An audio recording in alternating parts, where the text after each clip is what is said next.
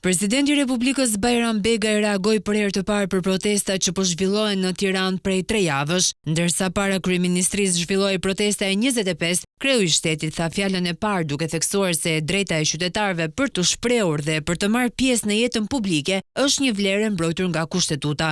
Presidenti Begaj foli për protestat gjatë fjalës së tij në aktivitetin e 100 vjetorit të prefekturës së Tiranës. E drejta për të shprehur dhe për të marrë pjesë në jetën publike është një vlerë e mbrojtur nga kushtetuta, e cila duhet ushtrohet në pajtim me kustetutën dhe ligjet e vendit. Konsolidimi i demokracisë dhe zhvillimi i qëndrueshëm i vendit mbështeten në angazhimin e përbashkët të qytetarëve dhe institucioneve. Ndërsa është refuzuar dialogu nga protestuesit të cilët kërkojnë largimin e gjithë kastës politike postkomuniste, kreu i shtetit kërkon të gjendet një zgjidhje në përputhje me kushtetutën që i shërben të ardhmes europiane të vendit. Mbetem i përkushtuar në mbrojtje të kushtetutës, të drejtave dhe lirive themelore të qytetarëve, si dhe në nxitje në një klime bashkëpunimi dhe dialogu që i shërben interesit kombëtar dhe publik, të ardhmes europiane dhe përkatësisë dhe vlerave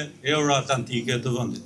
Në fjalën e tij, presidenti Begaj vlerësoi rrugtimin 100 vjeçar të prefekturës së Tiranës për përkushtimin, sfidat e mëdha dhe transformimet e thella.